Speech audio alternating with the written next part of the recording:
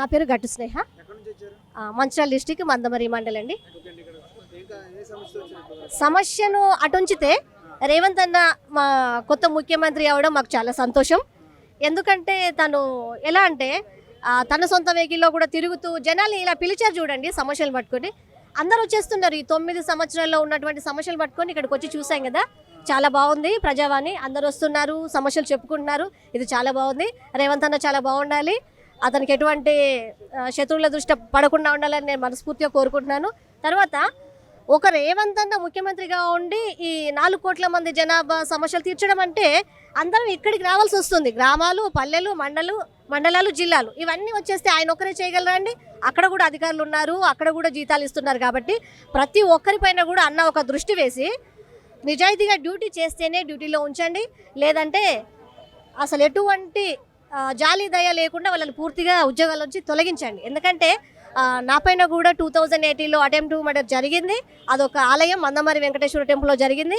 దానికోసం నేను మా అక్క ఎంత తిరిగామంటే మాకు మేముగా కోర్టులో కేసు వేసుకుంటే తప్ప అది కాలేదండి. ఇప్పుడు నా చిట్టీలు ఏవి చూసినా మీరు అన్కాన్షియస్ అనే ఉంటుంది. నేను డాక్టర్లు ఎంతోమంది చెప్తే కానీ ఫిజికల్గా నేను బాలేను. చూడండి ఇప్పుడు కూడా మెడకు పట్టి అని, చేతిలో పట్టీలని, నరాలు పనిచేయకపోవడం అని ఫంక్షనల్ డిసార్డర్ అంటారు. సో అన్న అధికారంలోకి రావడం మాకు చాలా బాగుంది. కొంతమంది అంటున్నారు ఇవన్నీ శాంపిల్, ఇట్లాంటి చిట్టీలు ఎన్నో ఉంటాయండి. 2 నెలలు 3 నెలలు అధికారం అంటే 9 సంవత్సరాల అధికారంలో మేము ఇలా మైక్ ముందుకు వచ్చి చెప్పుకుందామంటే ఒక ఛాన్స్ లేకుండే. థ్యాంక్ యూ రేవంత్ అన్న. మళ్ళీ చెప్తున్నా, మీరు ఏ ఒక్క అధికారిని చిన్న కానిస్టేబుల్ దగ్గర నుంచి కూడా వదలొద్దు. చిన్న లీడర్లు అయితే చాలండి. ఆర్టీసీ డ్రైవర్లు మమ్మల్ని ఎట్లా అయితే చేరవేరుస్తారో, ఒక స్టేజ్లో దిగి మేము మందమరిలో ఎక్కేసి హైదరాబాద్కు ఆపకుండా ఎట్లొచ్చామో, ఎక్కడ అప్లికేషన్ ఇచ్చినా కూడా పరిగెత్తించండి, ఒక్కొక్క అధికారిని పరిగెత్తించండి రేవంత్ అన్న. ఆ రేవంత్ అన్న ఏమన్నా హాస్పిటల్కి వస్తాడా?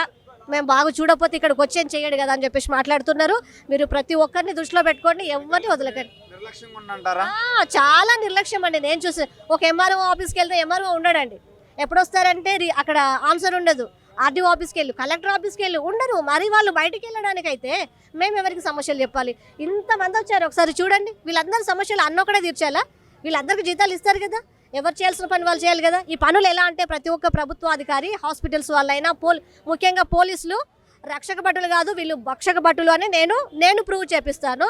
సో ఇలా కాకుండా పరిగెత్తించి ఇప్పుడు కూడా ఈ చూస్తున్న పోలీసులకి ఇదేంటయ్యా మాకు తలనొప్పి, ఇన్ని రోజులు చాలా హ్యాపీగా లోపల కాలేసి. ఇంకొకటి చెప్తాను, షీ టీం కాదండి, వాళ్ళను చీ టీం అనాలి. ఎందుకంటే అందరు కాదు, కొంతమంది అన్నారు. ఏమంతన్నా ఈ పోలీసులు ఎవరైతే ఉంటారో వాళ్ళ దగ్గర మెయిన్గా సీఐలకు, ఎస్ఐలకు టచ్ మొబైల్స్ ఉండనివ్వండి, ఆండ్రాయిడ్. మిగతా వాళ్ళకి అవసరమైతే కీప్యాడ్ ఇవ్వండి. వాళ్ళు కూర్చొని ఇలా రాకుతూ చూసి ఎంజాయ్ చేయాల్సిన అవసరం లేదు. ఓకే, మీరు ఒక్కరే కష్టపడాల్సిన అవసరం లేదు. మీతో పాటు మేమున్నాము, క్రష్ మీద ఉన్నాం కాబట్టి మేము కూడా ఏదన్నా చూస్తే మీ దాకా మేము చేరవేస్తాము. ఏ విషయంలో అంటున్నారు? మీకు ఏ అన్యాయం జరిగింది అంటే ఇప్పుడు మాకేదో అన్యాయం జరిగి వెళ్తే, ఇప్పుడు బాధితులు డబ్బున్న వాళ్ళైతే వాళ్ళకి న్యాయం జరుగుద్ది. ఒకవేళ కొంచెం స్థాయిలో వాడు అన్యాయపూరితంగా సంపాదన కొంచెం ఎక్కువ ఉంటే చాలు, ఎదుటి బాధితులను బాధ పెడుతూ వాళ్ళు ఆ రూమ్లో కూర్చొని 4 గోడల మధ్యలో కూర్చొని చేసే జాబు పోలీస్ జాబ్ కాదు అన్న. ప్రతి మండలాల్లో, గ్రామాల్లో కూడా పోలీసులను, లేడీ పోలీసులను మేము ఎంతవరకు అయితే బయట తిరుగుతామో వాళ్ళు కూడా బయట నించోవాల్సిందే. దయచేసి జీతాలు ఇస్తున్నారు, పని చేయించండి. పని చేయనంటే మొత్తం తొలగించేసేయండి, ఇంతే. మీకు మొత్తం చేతిలో ఉంది కాబట్టి. మాకు అన్ని ప్రాబ్లమ్స్ ఉన్నాయి, అవి అన్నతో డైరెక్ట్ మాట్లాడతాం. కానీ ప్రజా సమస్యలు నేను పట్టించుకుంటాను. మొన్న గెలవక ముందు V6లో కూడా మాట్లాడాను. దానివల్ల జీవో కూడా వచ్చింది కార్మికుల కోసం, లోకలిటీ కోసము.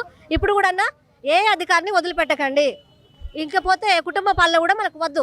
ఎవరు వస్తున్నారో వాళ్ళకు కూడా ఎంపీ టికెట్లు ఇవ్వకండి అన్న అని చెప్తున్నాను నేను. థ్యాంక్ యూ అన్న. ఈరోజు ఇన్ని చెప్పగలిగామంటే మీరు అవకాశం ఇచ్చారు కాబట్టి మీడియా వాళ్ళకి మేము చెప్పగలుగుతున్నాం. టీఆర్ఎస్ ఉన్నప్పుడు మేము రాలేము, ఎందుకంటే బెదిరించారు. థ్యాంక్ యూ అన్న, thank you so much. And wish you happy new year and happy Sankranti to your family. మేము మిమ్మల్ని కలుస్తాము. మీరు ఏ ఒక్క అధికారిని వదిలిపెట్టకండి. లాస్ట్ ఇయర్ కలిసాము, మళ్ళీ మిమ్మల్ని కలిసి విష్ చేస్తామన్నా. థ్యాంక్ యూ సో మచ్ అన్న. Thank you.